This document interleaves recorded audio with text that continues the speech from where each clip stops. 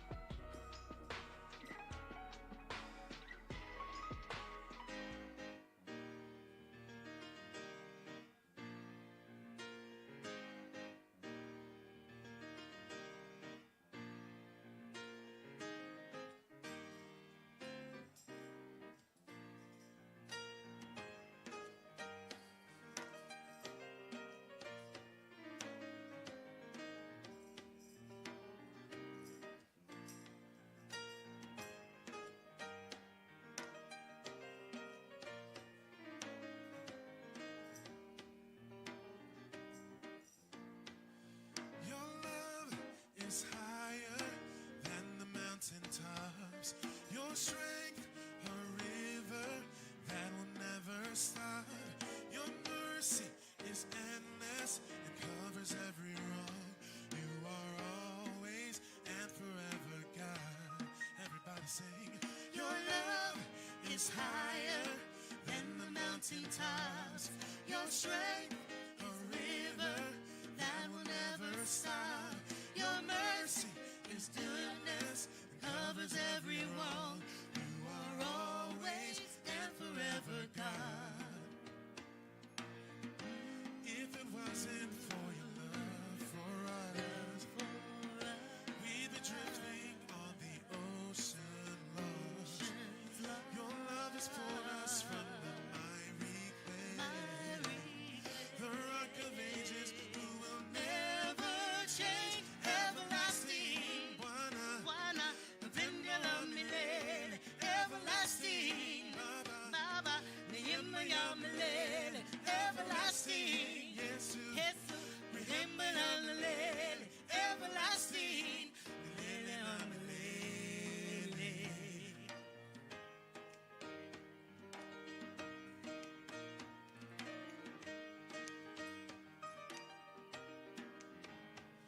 Your name has power over everything. Your word, a fountain of everlasting peace. Your voice is thunder to the enemy. You are always and forever God. If it wasn't for your love for us, we'd be drifting on the ocean lost. Your love has pulled us from the miry clay, the rock of ages who will never change, everlasting. Wana, yependo amelele, everlasting. Baba, yembe amelele, everlasting. Yesu, rehema amelele, everlasting. Melele amelele, everlasting. Everlasting.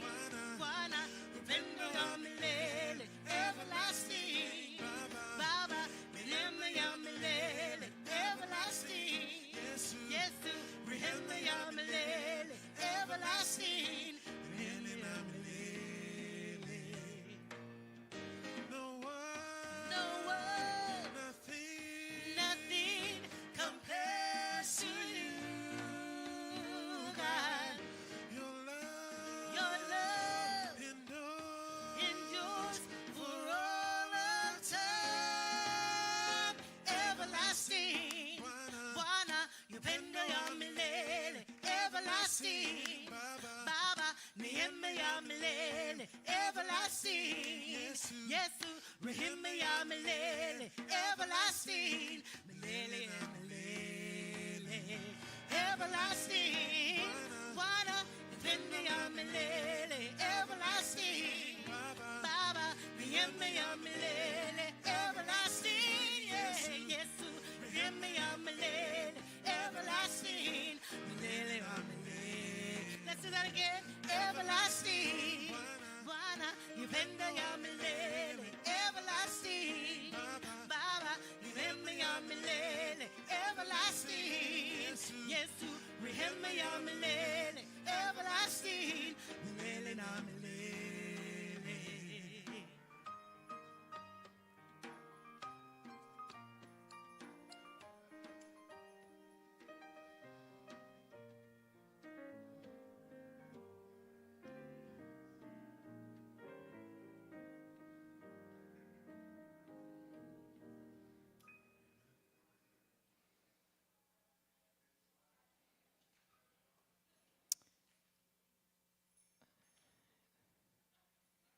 All right.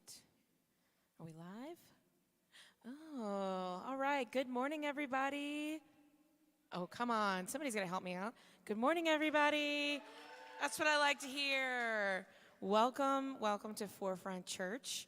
We are meeting here in Brooklyn, New York, which is the land of the Lenape people. Forefront is an LGBTQIA affirming church. We are actively anti-racist and gender equitable. My name's Rachel Smith. My pronouns are she, hers. I hope you like the sound of my voice because it's the only one you're going to hear today from the singing side.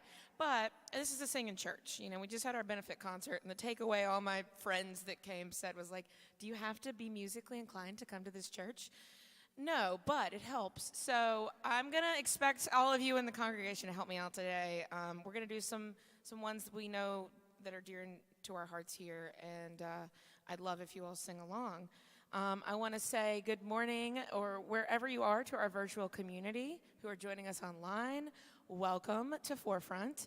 Later on, we're going to be taking communion, so if you want to get something to represent the body and the blood of Christ, it can be anything that you have at your hand's reach, just something to memorialize that as we go through communion. All right, and also congratulations to all of you that made it here amidst the New York City Marathon happening outside.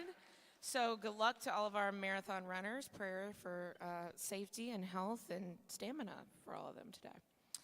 All right, let's get started. So if you're able and comfortable to stand with me, I invite you to, but worship however you feel fit.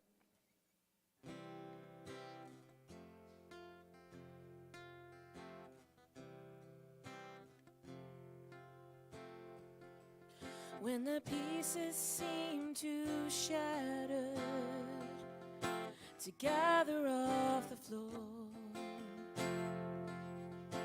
and all that seems to matter is I don't feel you anymore. No, I don't feel you anymore.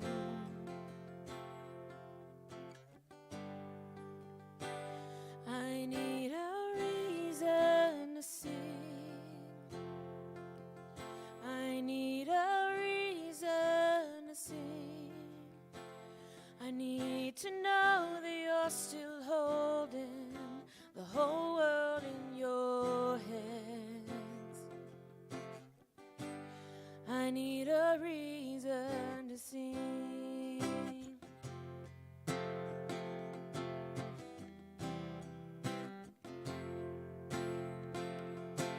When I'm overcome by fear and I hate everything I know, if this waiting lasts forever, I'm afraid I might let go. I'm afraid I might let go. Oh, I need a reason to sing. I need a reason to sing. I need to know that you're still holding the whole world in my hands.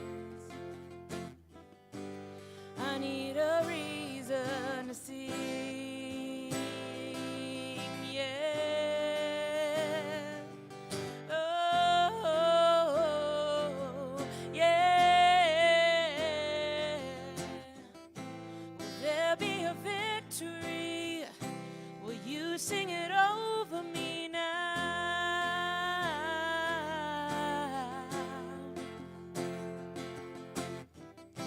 Your peace is a melody. Will you sing it over me now?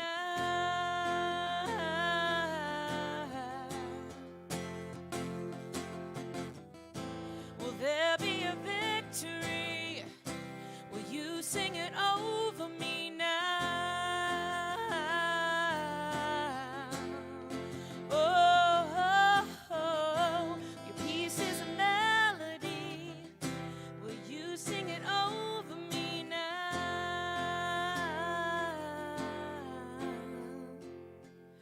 I need a reason to sing.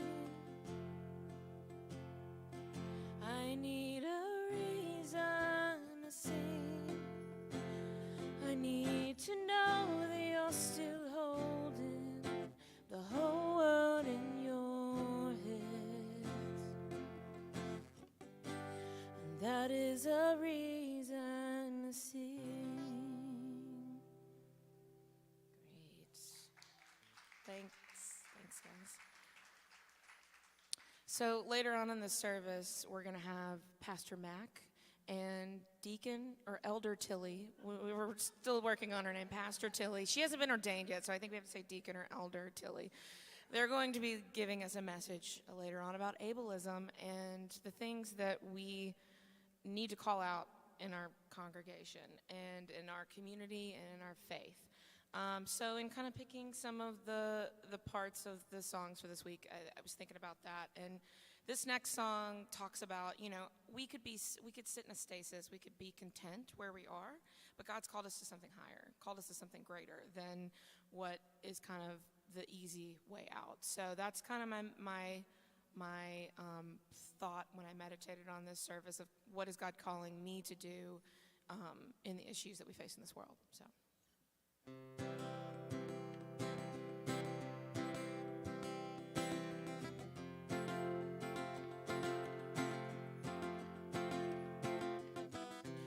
I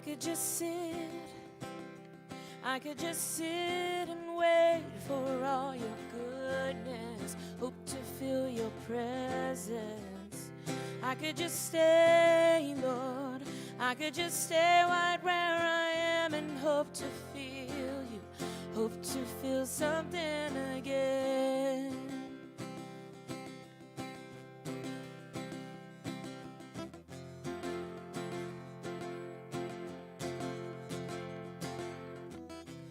I could hold on to who I am and never let you change me from the inside.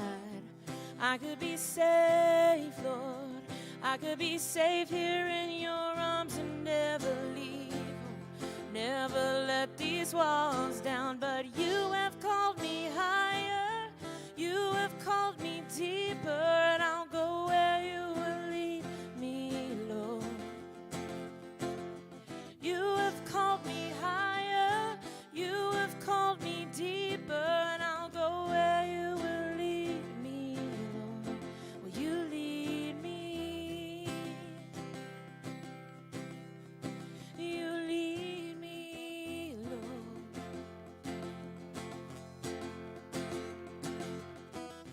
I could hold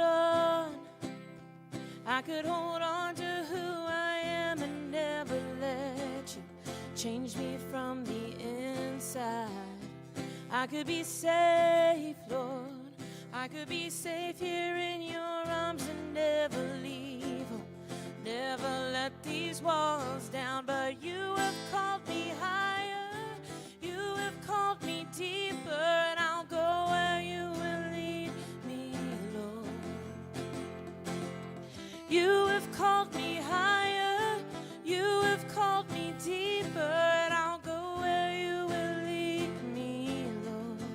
You lead me. You lead me, Lord.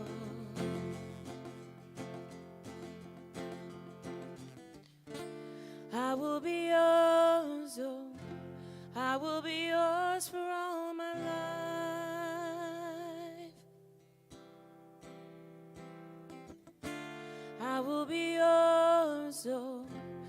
I will be yours for all my life.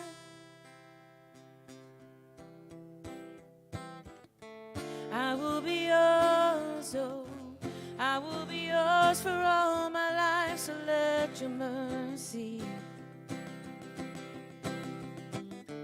I will be yours, oh, I will be yours for all my life, so let your mercy light the path before me, 'cause you have called me higher, you have called me deeper, I'll go where you will lead me, Lord.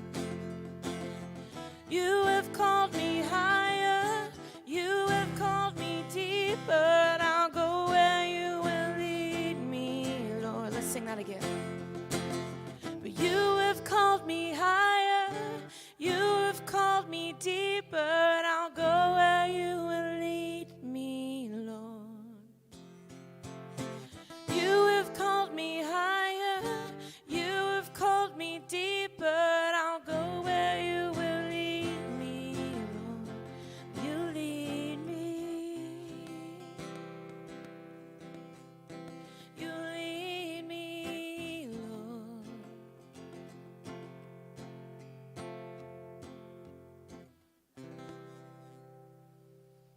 All right. You guys sound really great, by the way. Thanks for the support. Well, since we all got an extra hour of sleep last night, we've got the energy to raise a hallelujah. And this has led me to discover that the countdown clock we have in the back is an hour ahead. So it's not 12:15 anymore, guys. Just to let our tech team know. All right, keep with me.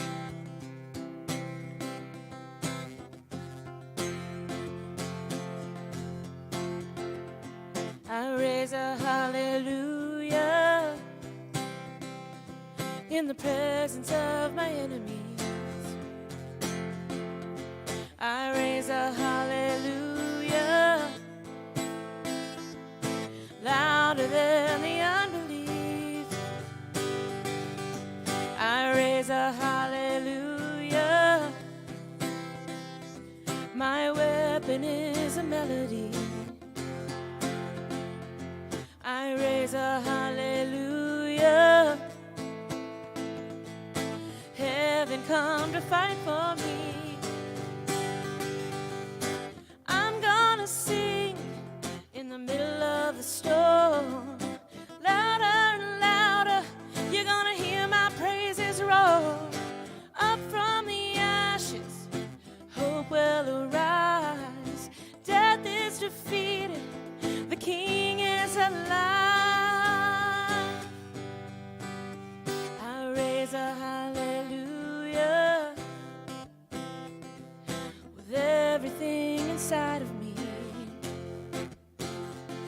I raise a hallelujah. I will watch the darkness flee. I raise a hallelujah in the middle of the mystery. I raise a hallelujah. Fear you've lost your hold on me. I'm gonna sing in the middle of a storm. Louder and louder, you're gonna hear my praises roar. Up from the ashes, hope will arise. Death is defeated, the King is alive. I need y'all's help on this. Sing a little louder in the presence of my enemies. Sing a little louder, louder than the unbelief. Sing a little louder, my weapon is a melody. Sing a little louder, heaven come to fight for me. Sing a little louder, my presence of my enemies. Sing a little louder, louder than the unbelief. Sing a little louder, my weapon is a melody. Sing a little louder, heaven come to fight for me. I'm gonna sing in in the middle of a storm. Louder and louder, you're gonna hear my praises roll. Up from the ashes, hope will arise. Death is defeated, the King is alive. Let's do that again.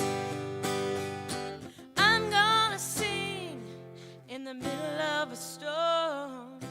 Louder and louder, you're gonna hear my praises roar. Up from the ashes, hope will arise. Death is defeated, the King is alive.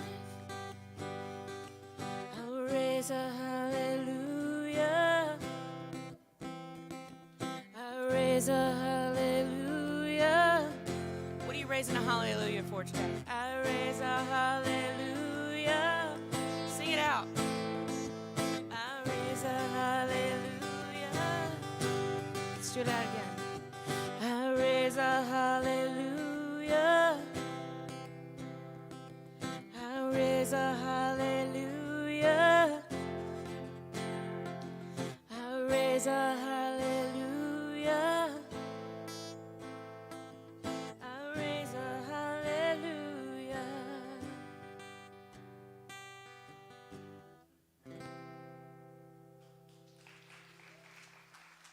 All right. All right, well, thanks, guys, for hanging in there with me. We are now, where's our kiddos at? We're going to dismiss you guys, and I've got a revamp of Angela's little thing, so here we go. You ready? Let's go down to kid stuff. Let's go down to kid stuff. Let's go down to kid stuff to sing and dance and pray. Woo! I had to add one more song to the list for me to remember this weekend. All right, kids, we all head on down. And while the kids are being dismissed, one thing we like to do here at Forefront is get to know one another for a little bit. I know all you introverts in the room are loving that. As an extrovert, I'll do the talking for you.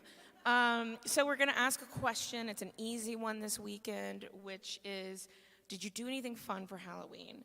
I'm in my 30s, so I spent my Halloween weekend at a wedding, as one does.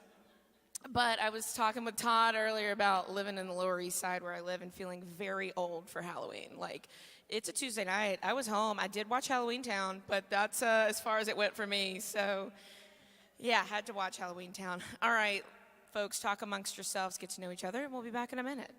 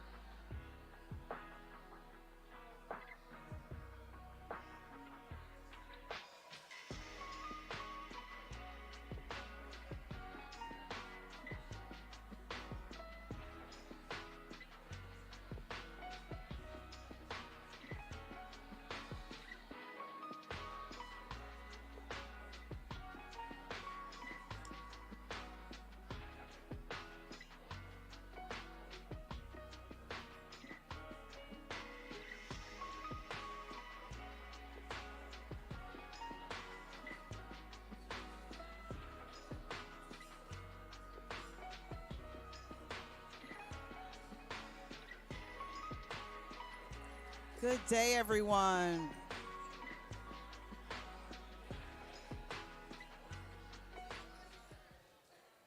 Thank you so much for sharing.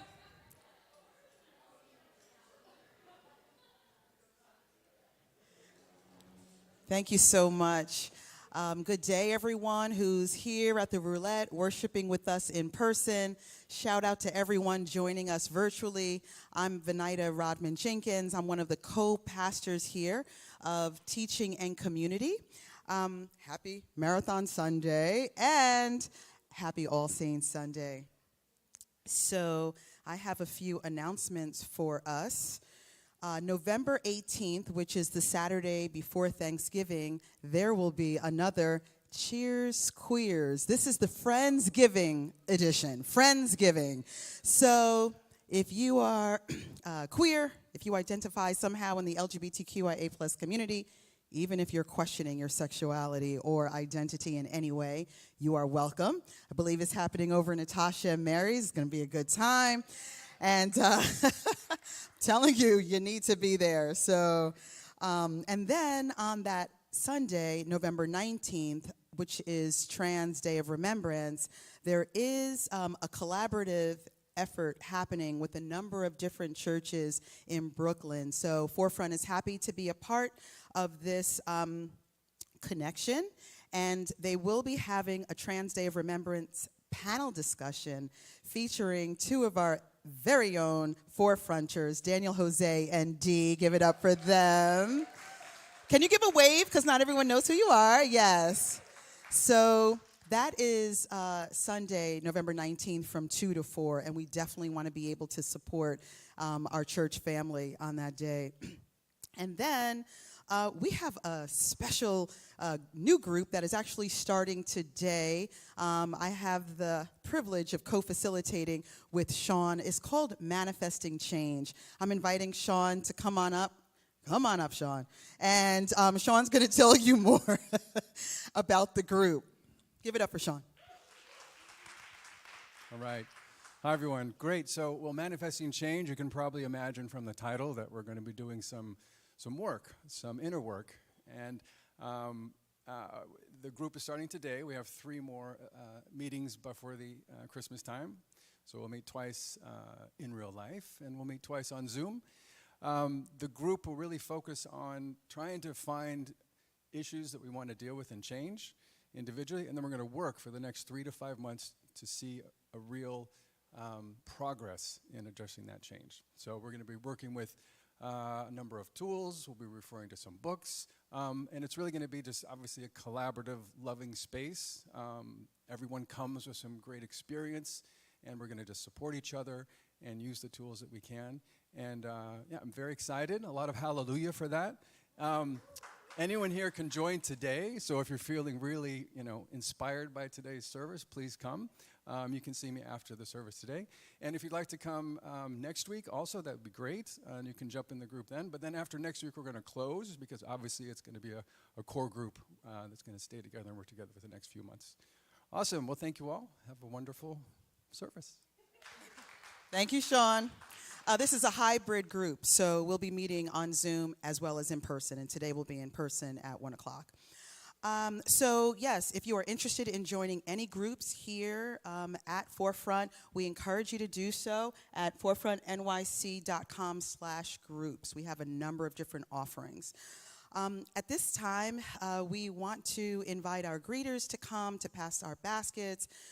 We worship God in our giving in a number of different ways, whether it's our time, our talent, or our treasure. So we would like to invite Angel, who gives so much of his time to this church, to share why he gives. Give it up for Angel, please.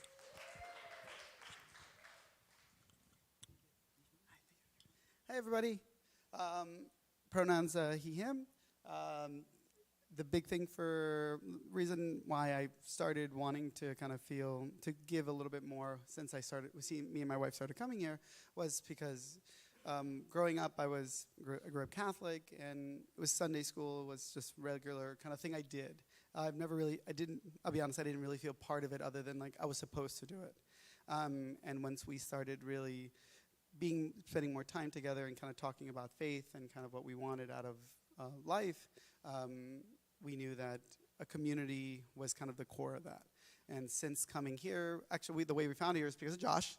He actually married us over a month ago, and it was amazing. And every time that we would come here, we would always leave here and kind of talk about how beautiful the music was, how intricate the lights were, and kind of the food, and how generous they were. And we were thinking like, oh wow, that must take a big team to pull it off. And then like I threw Mary under the bus, and I was like, oh, she can sing, she can help out. And then I was like, well, and I was like, I can lift stuff, I can pick up stuff. So if you needed that, and so sure enough, Angela got me here to help out a couple months back, and now I'm part of the front team, or the bagel team, or the setup team, or today I'm doing lights. You never know what the team needs, and so there's so many ways that you can be a part of it, and sometimes I feel like people can feel like they're not, you're not doing enough to be part of the things that we say that are important to us. And so finding a group of people that like think and say the things that you connect with you, you can help out, if it's monetarily or with your time. Every little bit helps. And so please speak with the team if you have a Sunday that you can help out, set up chairs and put up some food, or like me doing the lights today. So thank you so much. We appreciate you, Angel. Thank you so much. So yes, you can volunteer. You can give of your time at forefrontnyc.com/volunteer. You can set up a recurring gift. You can go right ahead to forefrontnyc.com/give, or you can give a one-time gift either in the offering basket or at ffbk-gifts. So we are about to share in a liturgy that we adapted from Sally Browder's Prayer for All People in the book of In Search of the Christ Sophia. So I would invite everyone to please stand if you are able, and I'd ask that you would please read the words in bold. Living God, for those women shut off from a full life by tradition and practice, for those people who are oppressed and exploited, for those denied their freedom and dignity by systems and authorities, for those forced to leave their homelands because of their beliefs, we will not be silent. For those seeking answers and meaning to their lives within their own cultures and religions, for those who can barely feed and clothe themselves and their families, for those who live lives of quiet desperation at the hands of the powerful and prestigious, we will not be silent. For these and all who suffer, we pray, asking that this community may give joyful expression to your creative love, which breaks down barriers and unites person to person, community to community. May we reach out to one another in generous self-giving as we aim to live into a more just expression of our faith. Living God, we gather for spiritual renewal and practical challenge. We open our hearts and minds to hear you and hear each other. Amen. You may be seated. It is my pleasure now to introduce our operations pastor, Pastor Mack, who will be continuing our We Will Not Be Silent series.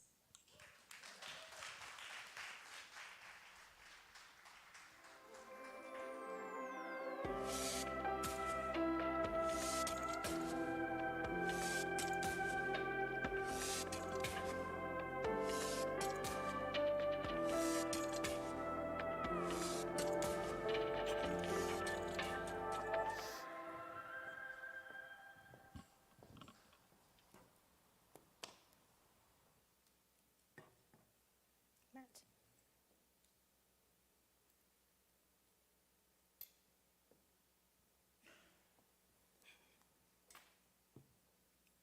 Massage.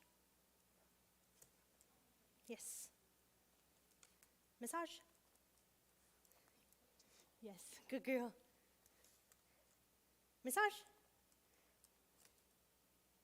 Both. Yes, good girl. Massage. Yes, good girl. I did not ask you to kiss me, though. Good girl. Matt. Bet you never had a sermon start this way, right? Good morning, everyone. As Venida said, my name is Mac, or Mackenzie, pronoun she, they. This is Tilly, responds to good girl. And I am so happy to be here. She is my service dog, if you didn't catch on to that.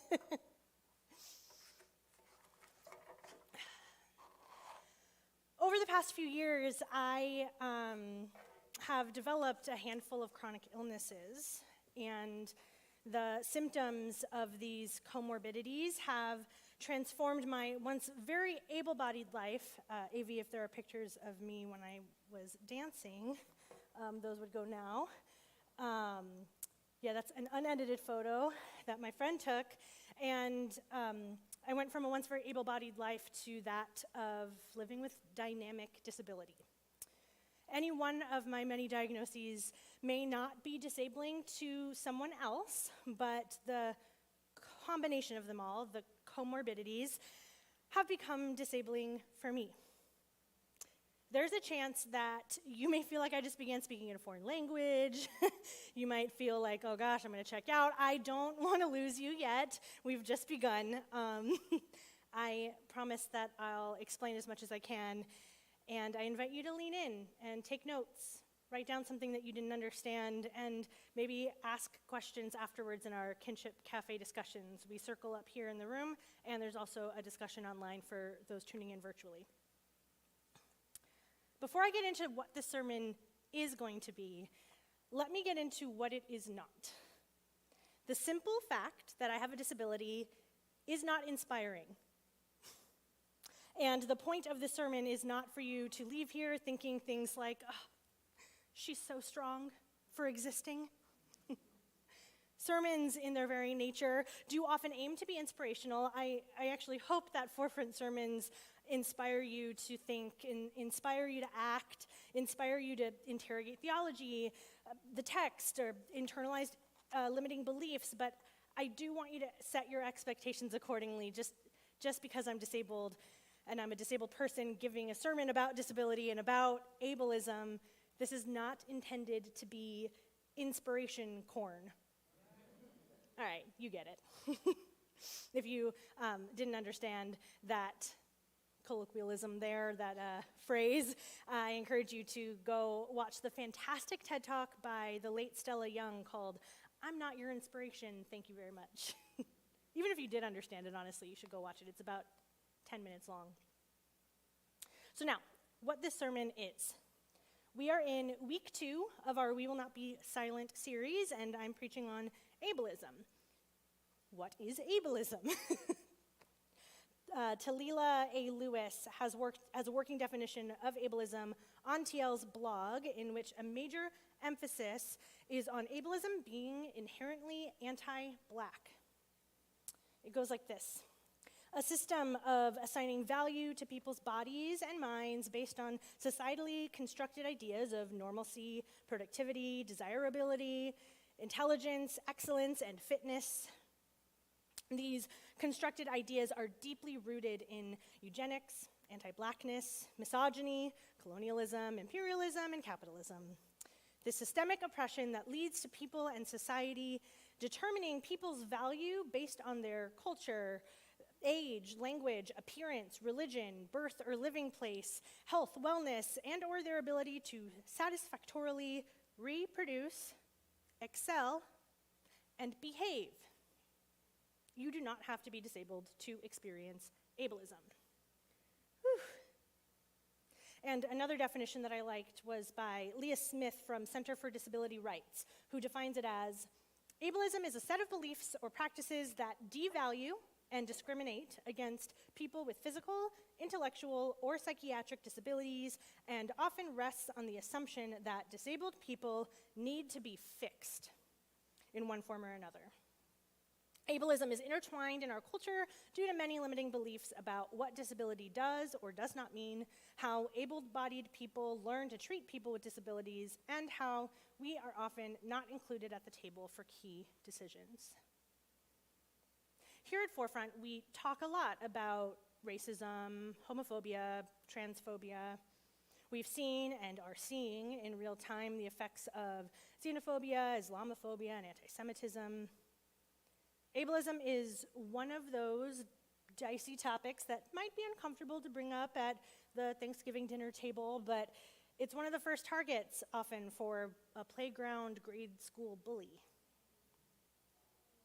Something that all of these targets have in common is that when kids grow up in an environment that doesn't have exposure to or talk about that which is different from them, those kids can grow up to be, at best, well-meaning but ignorant adults, and at worst, adults that are scared of lived experiences that differ from their own, which can manifest into extreme hatred and exclusion. Ableism is like the others, and it has a larger impact on Black, brown, poor, and trans individuals. However, ableism differs from the other awful isms and phobias in that instead of outward disgust or hatred, it is often displayed as pity, which can be justified, disguised, as caring. I think it's safe for me to assume that make the assumption that if you are in this room or you're watching on the live stream, you're of the well-meaning variety of humankind, I would hope. Or you have or are currently experiencing disability in some capacity. I can also safely assume, and I really want you to hear this, that many of us will experience disability in our lifetime. According to the CDC, 27%, so up to 1 in 4 adults in the US have some type of disability right now. According to lifeinsurance.com, if you're under age 35, chances are 1 in 3 that you will be disabled for at least 6 months during the course of your career, men having a 43% chance of becoming seriously disabled, and women having a 54% chance. Yes, that's a binary quote and statistic, but we can gather around 50% of us are going to be seriously disabled during our working careers. And InclusiveCityMaker.com takes the CDC stat and that 27% being around 61 million adults with disabilities, they compare it to the population of Italy, which is around 60 million inhabitants. So many people are or will experience disability, and yet we often aren't being informed on how to interact with and advocate for those who are currently disabled right now. I mean, my God, a lot of the time we grew up being taught that disabled is a bad or a dirty word. Spoiler alert, it's not. This is not a sermon intended to scare you or to make you feel bad if you didn't know something. I really hope that it's the start of many conversations for our community as we continue to push ourselves out of our comfort zones and into a more just and generous expression of Christianity, a more just and generous active striving for advocacy. One of our values is radical equity. We've primarily focused this value in regard to racial, gender, and sexuality equity. We've begun to talk about the inclusion of various economic statuses and age diversity, and I've heard us talk about the intersectionality of many of these identities that we hold here in this room. In the spirit of the sermon series, We Will Not Be Silent, I invite us as a church to continue to search for the other identities on the margins that we've yet to really advocate for. Maybe the ones that aren't the loudest voices.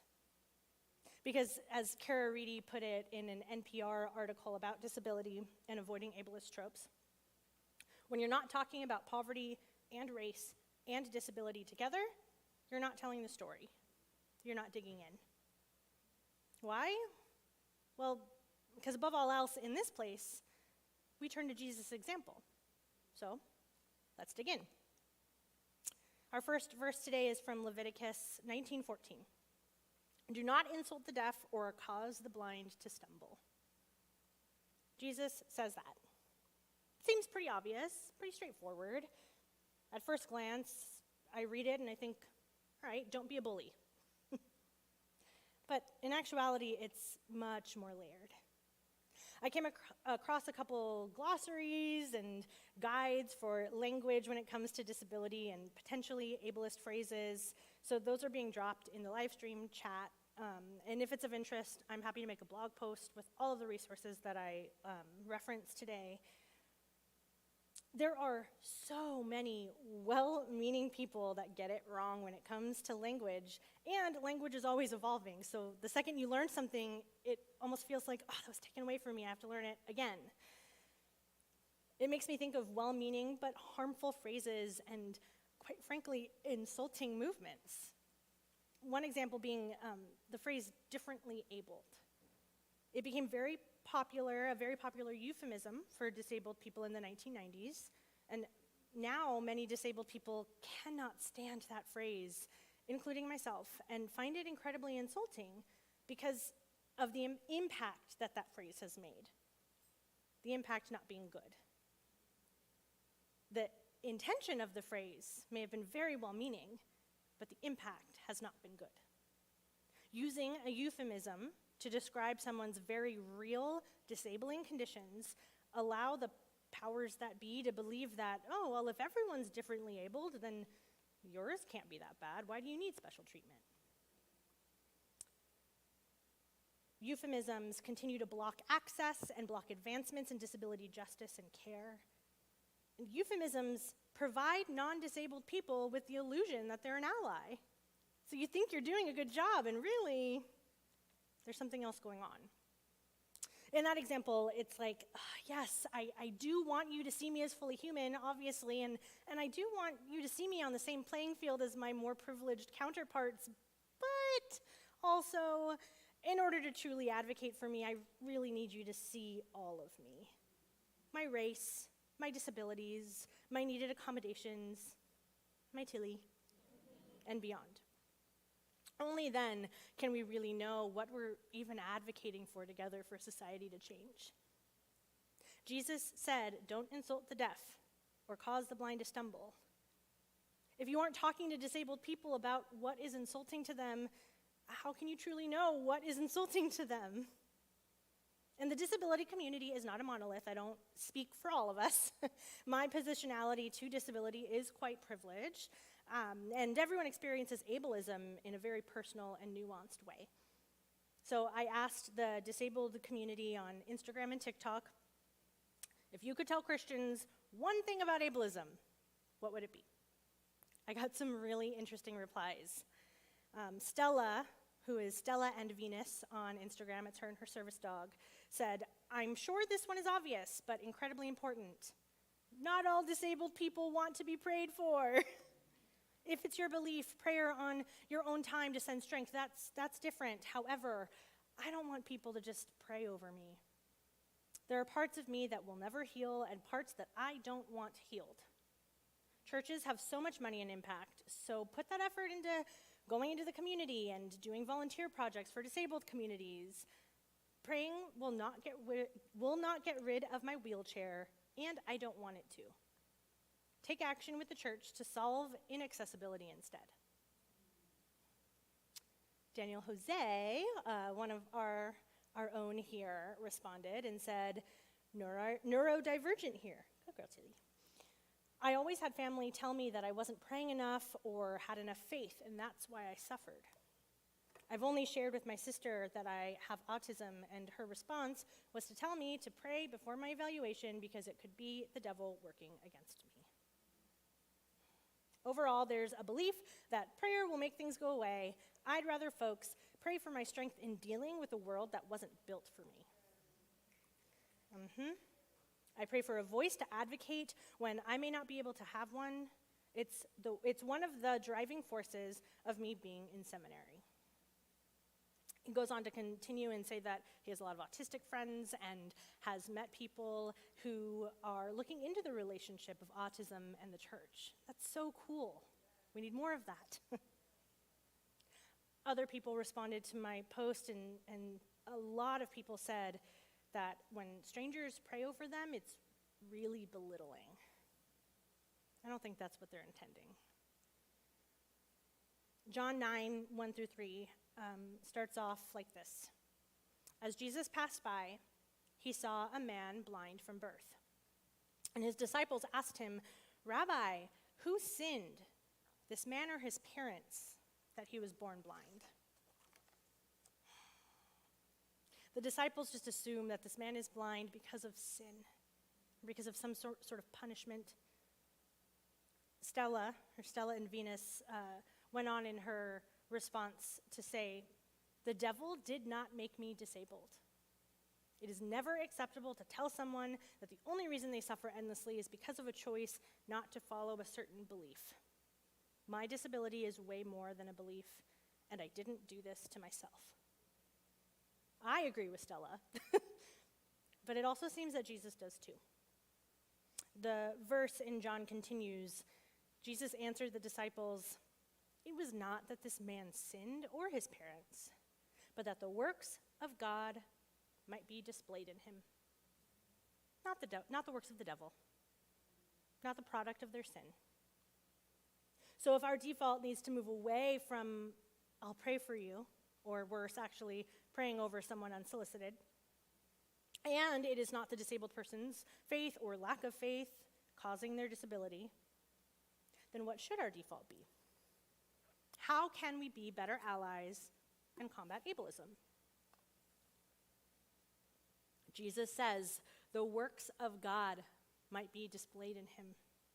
Have you ever thought about a disabled person that way? Honestly, I want you to ask yourself.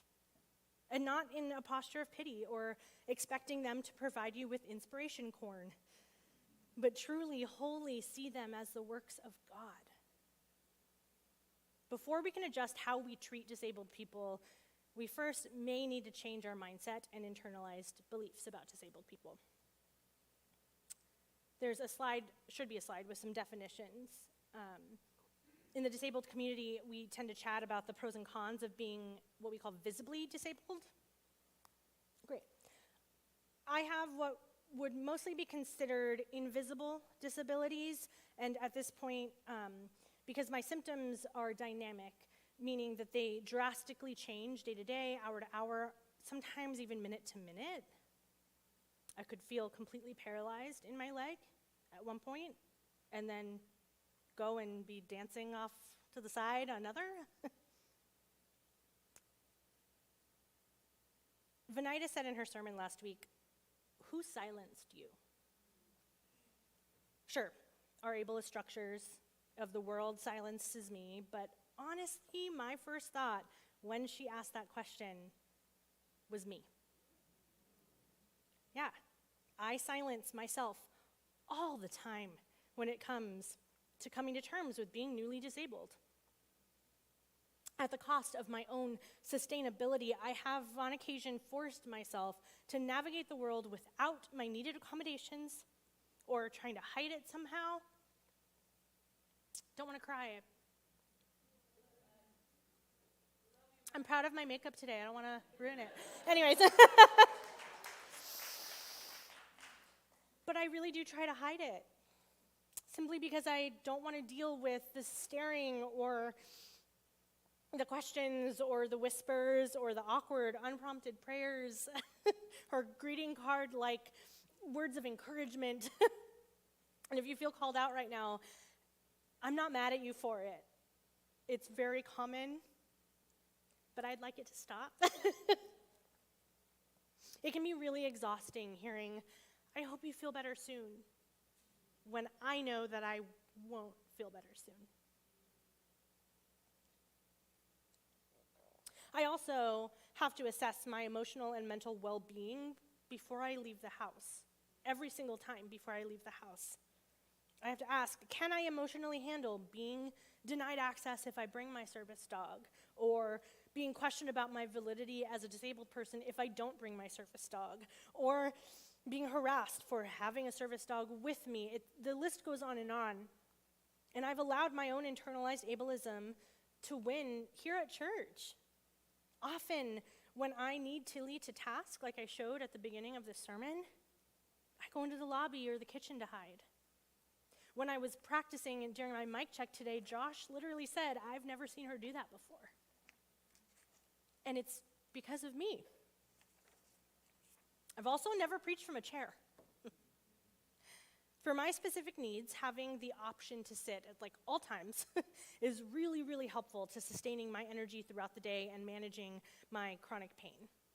Switching positions somewhat frequently from sitting to standing to laying on the ground to sitting again, frequently changing those positions is what actually is most ideal for my body. I know this, but I've never preached from a chair before.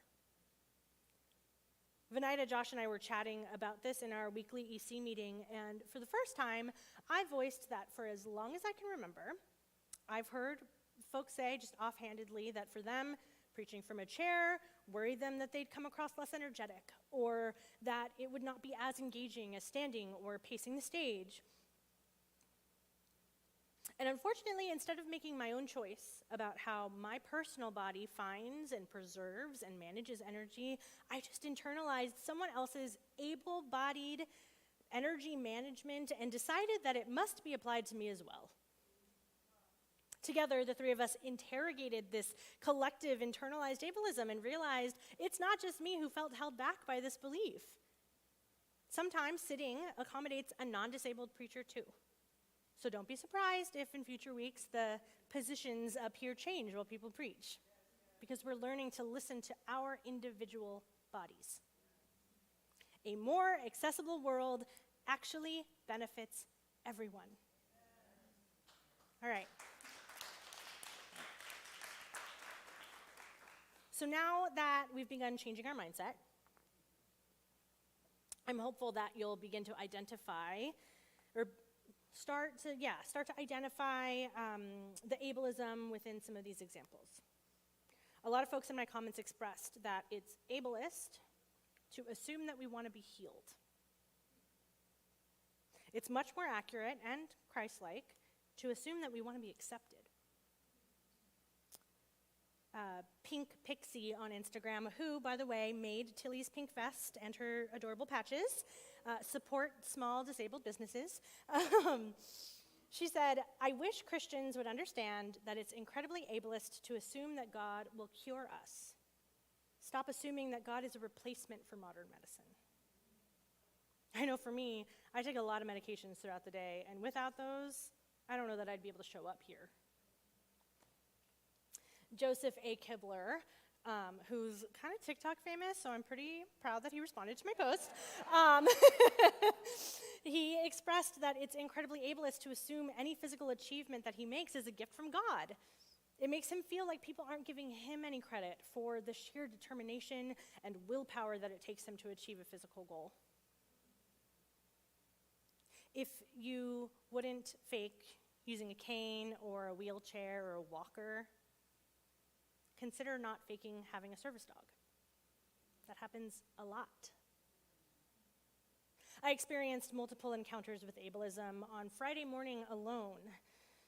I don't have time to get into all of the details, but due to lack of education and preconceived ideas about service dogs, I was harassed and interrogated by not only a total stranger, a gym bro, partaking in the same public venue as me, but an MTA bus driver. And I've never had an issue with the bus drivers. I don't even fully blame either of these people, to be honest. Service dog laws and disability accommodations aren't common knowledge. And even when companies train their employees, they can get it wrong, like the MTA apparently. An inaccessible world not only makes things more difficult for people with disabilities, but it makes it more difficult for people without disabilities. And we ruined each other's day on Friday, I'm sure of it. A more accessible world benefits everyone.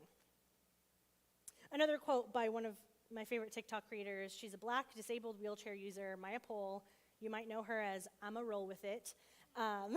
She was interviewed by Today and said, "To know there's a world out there that chooses to exclude you, that chooses to not make the necessary changes to create systems that support you is soul-crushing. To know that for the rest of my life, I'm going to be looking at tens of thousands of dollars extra for anything that I want is frustrating, soul-crushing, and heartbreaking, especially when I know that it doesn't have to be this way. The world may not be made in an accessible way, but the people in it have the power to change how we interact with the world and with each other. And while allyship can't be reduced to a checklist, I'm thinking of like the BuzzFeed checklist of like how to be an ally.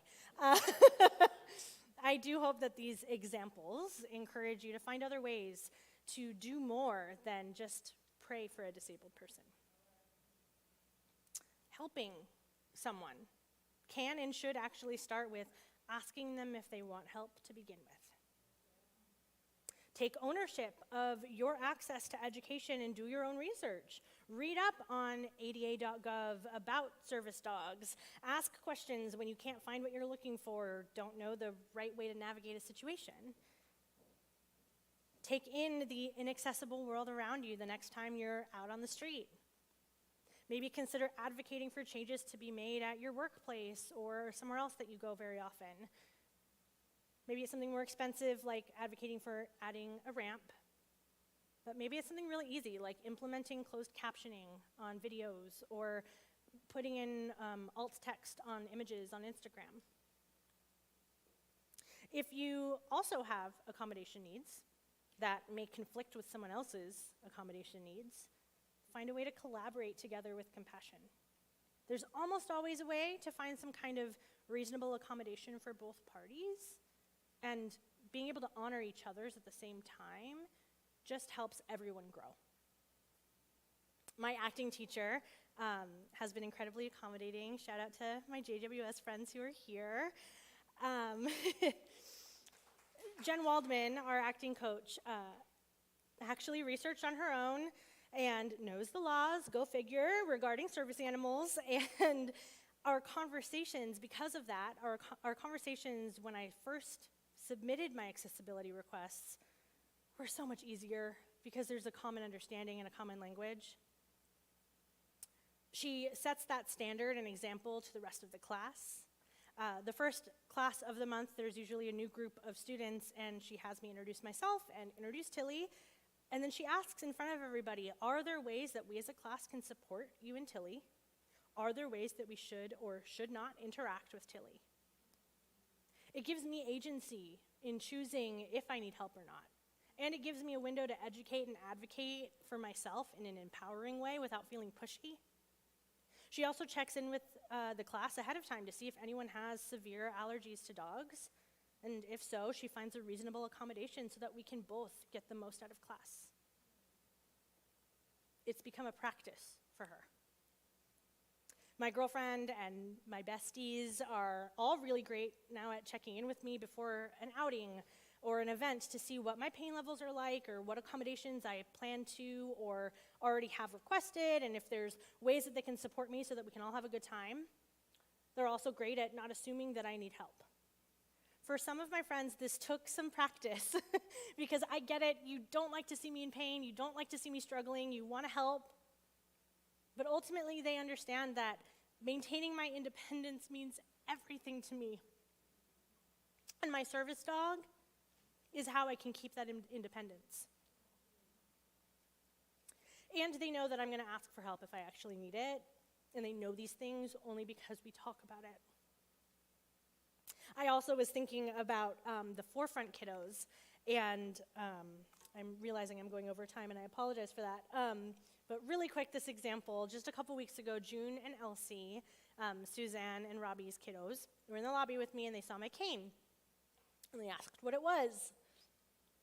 I told them that sometimes I have trouble walking, so the cane helps me. I also said that I chose this one because it's pretty.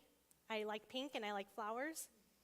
And Elsie repeated, it helps you walk and it's pretty. And then she said that she likes flowers too, and her little sister June agreed.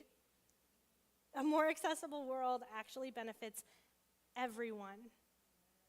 And we show that example to the kiddos here every day. Maybe try to find ways to prove that to yourself and to others. I have one more verse for us to look at today. It's John 13, 3 through 17. If I then, your Lord and teacher, have washed your feet, you also ought to wash one another's feet. For I have given you an example that you also should do just as I have done for you. Truly, truly, I say to you, a servant is not greater than his master, nor is a messenger greater than the one who sent him. If you know these things, blessed are you if you do them. It's not a terrible thing to want to help someone who has a disability, or wash their feet, if you will. However, have you ever considered that that same disabled person that you want to care for could also care for you? What would it mean to allow a disabled person to wash your feet for a change? What could you learn from their example and their experience? We're going to move into a time of communion now, and we're also doing something special for All Saints' Day. We're going to light, or Josh has already lit the Christ candle, and once you come up to get your communion, if you want to also light a candle by dipping the smaller candles into the already lit Christ candle and then sticking it into the sand so that it stays upright, you can light a candle in remembrance of someone who has passed away. After receiving communion, and we hold on to the communion, you light your candle, you go back to your seat, hang on to it because I will end up instructing us to take communion together.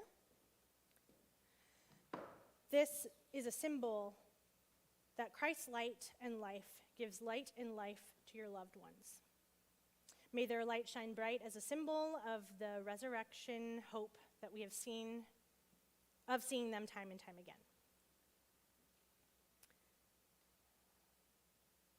Rachel can play. I do, once we go through this process, those of you that submitted photos, we will have that video for All Saints' Day as well. Thank you. Oh, and really quick, this is something that I wanted to add. If you have trouble walking to come up and get communion, just raise your hand and we'll make sure to bring one to you. Okay? Thanks.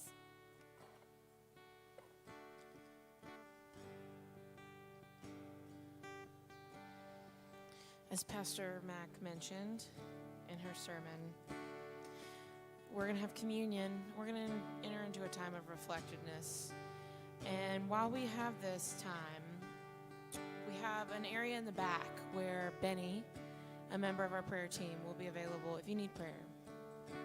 I encourage anyone in need of prayer to go visit Benny, or any member of the staff here. We can certainly pray with you. But as Pastor Mac closed her sermon with that concept of letting a disabled person wash your feet, it really struck with me because I often just carry everything and think I'm doing good and I'm doing great because I got all these things that go well for me or whatever. I move about the world fairly easily. But that doesn't necessarily mean that there's not problems in my life that I could ask for help for, and vice versa. There are so many things that I could have my eyes open to and be alert for in the world to look out for everybody else who's not in the same position as me. And that is really what we are called to do, to be like Christ, because that's what Christ did and continues to do for us with the love that we feel every day. So I invite you to worship with us.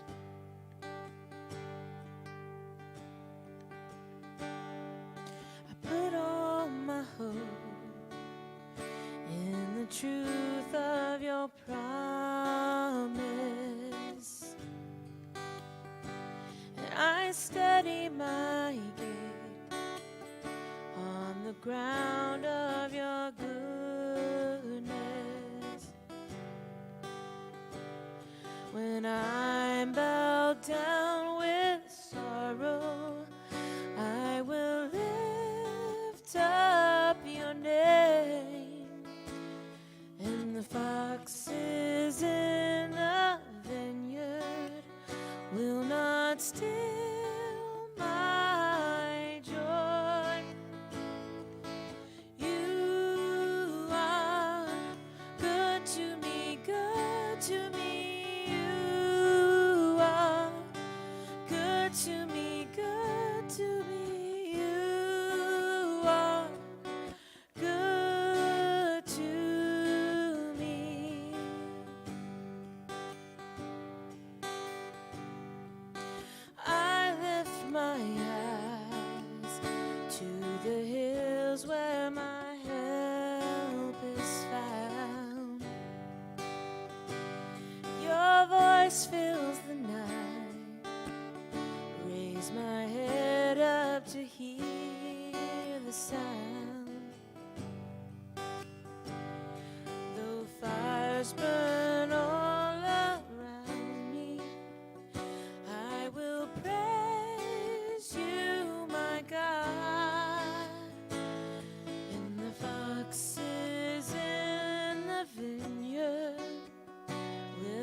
not steal my joy, because you are good to me, good to me. You are good to me, good to me. You are good to me. Yeah, you are good to me, good to me. You are good to me, good to me. You are good to me.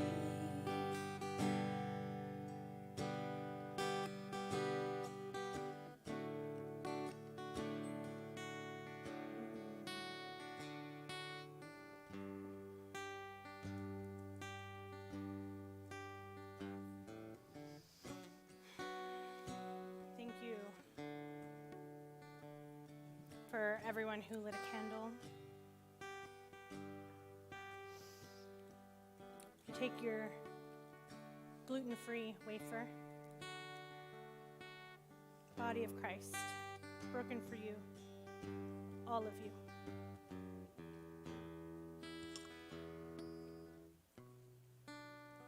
Alcohol-free juice, blood of Christ shed for you. Do this in remembrance of me. Do this in remembrance of our loved ones.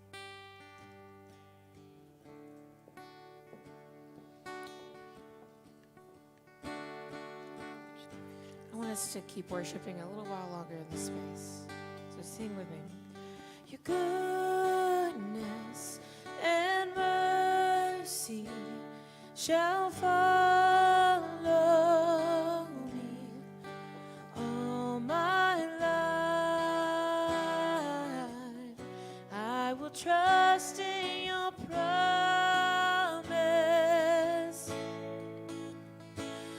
Your goodness and mercy shall follow me all my life. I will trust in your promises. Your goodness and mercy shall follow me all my life. I will trust in your promises, because you are good to me, good to me.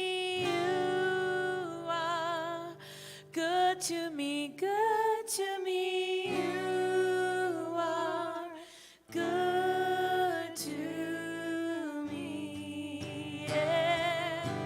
Yes, you are. Oh, you are good to me, good to me. You are good to me, good to me. You are good to me. Let's do that one more time. You are good to me, good to me. You are good to me, good to me. You are good to me. So, in the spirit of All Saints Sunday, as we have lit lights that have been lights in our lives, we're going to share a video now of some of the images of people in our lives and animals in our lives that have touched us, that have been light, that have been hope, that have been good to us as we remember them on this day. I'll just say this also in addition. In the Christian tradition, we often push away grief and sadness and hard feelings. We try to forget about things and just like be happy and think about heaven and the life to come. And that's not healthy. Not healthy. And so I really love that, like, this is a tradition, All Saints Sunday, that has been a part of our Christian tradition for a long time, but certain traditions within Christianity have forgotten about this, of a time to pause and to remember. All Saints is tied to Halloween, if you didn't realize that every year we pause and remember the grief, the sadness that we carry in our bodies from the people that we've lost, but the ways in which they live on because of the light and love that they've extended to us. So as you see the images on the screen, may you remember the people that have formed the people in this room. Happy All Saints.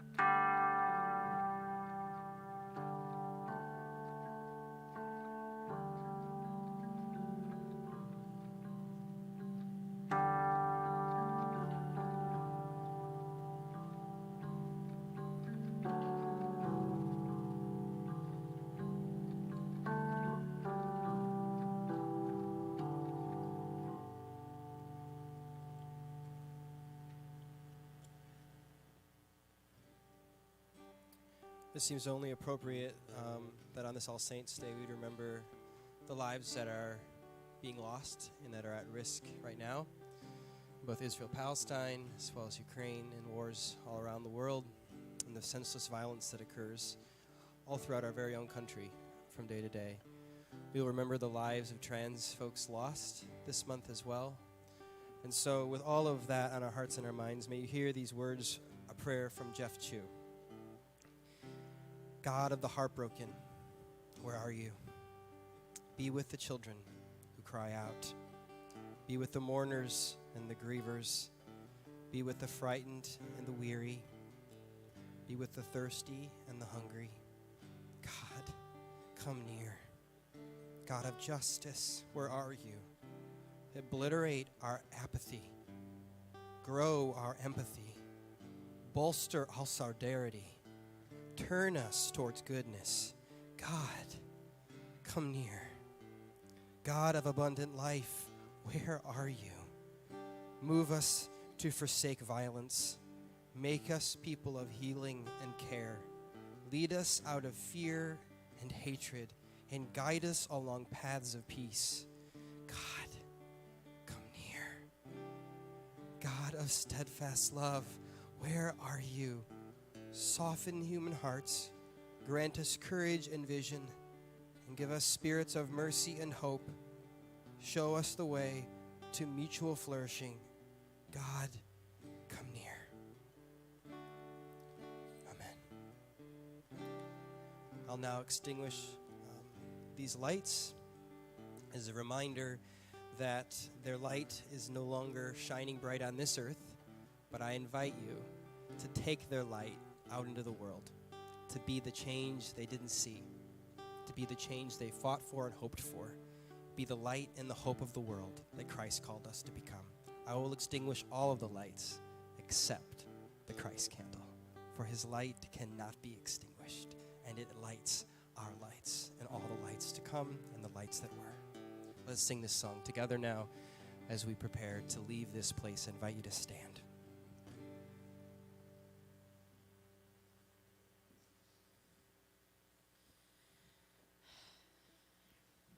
All righty. Y'all are ready to end it on a high note now, aren't you? After that, I want to say thank you to everybody that shared of your loved ones. All of them. I felt presence in this room, love in this room, proof in your hearts that these people made an impact on your lives, and they've made an impact on mine, the ones that I know, and just seeing that love here today. So as we close out service, we're going to sing about the proof in our lives that God is with us, and these people are that proof. Your pets are that proof. They're maybe the biggest proof of the pets. So I invite you to sing that out as we close.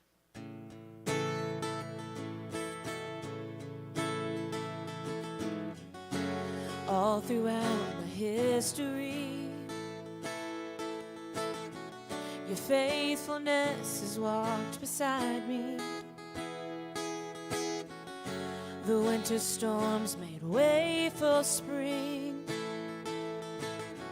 In every season, from where I'm standing, I see the evidence of your goodness all over my life, all over my life.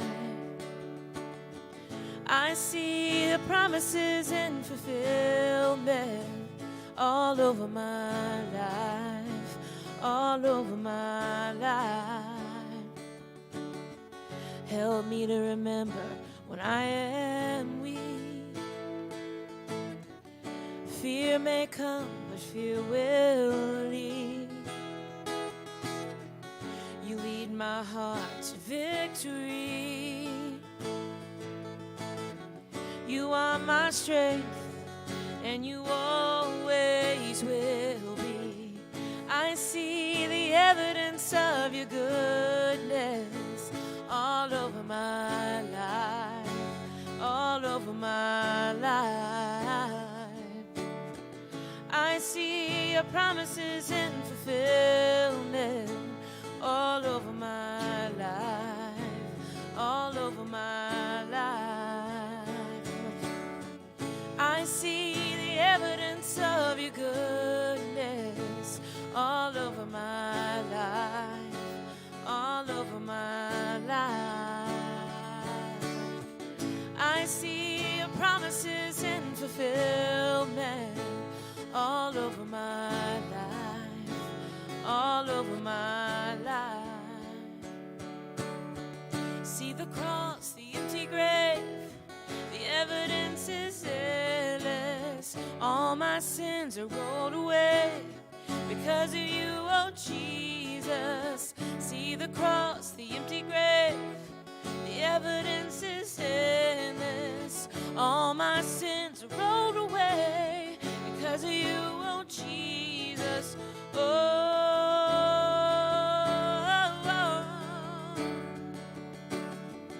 I see the evidence of your goodness all over my life, all over my life. I see your promises in fulfillment all over my life, all over my life, yeah. I see the evidence of your goodness all over my life, all over my life. I see your promises in fulfillment all all over my life, all over my life. So why should I fear? Oh, the evidence is here. So why should I fear? Oh, the evidence is here.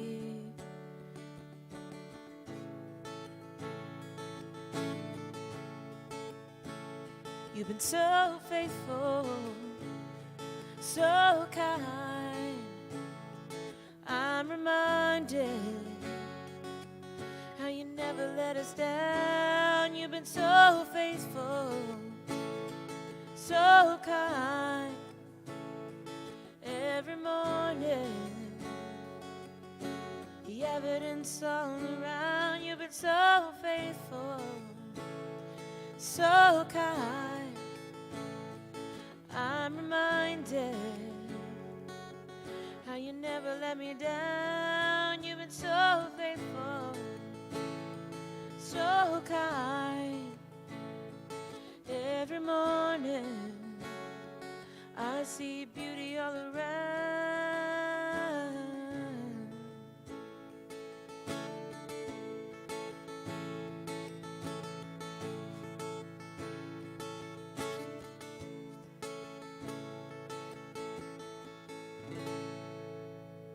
Thank you, Rachel. Thank you, Pastor Matt and Deacon Tilly. You sit. Good girl. Deacon Tilly.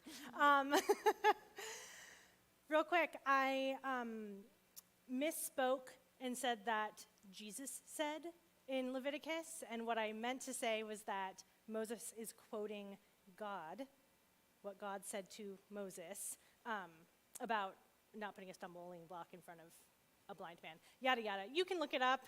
Just wanted to say, I realized that I misspoke. We call each other in on these things, yes. And in that spirit, I just want to leave us with this prayer. Thank you, God, for making us in your image. Thank you for calling us to see each other as you see us. May we continue to grow together for a more just and generous expression of Christianity and a more just and generous expression of advocacy. Amen. Thank you so much. I realize we went long today. We also started late because of the marathon. We will circle up to do a short Kinship Cafe, but if you are not feeling in the mood for a discussion, that's totally cool. If you are able-bodied and can help us with teardown, that's also cool. Awesome. Break. And virtual Kinship Cafe, forfordnyc.com/cafe. Thank you.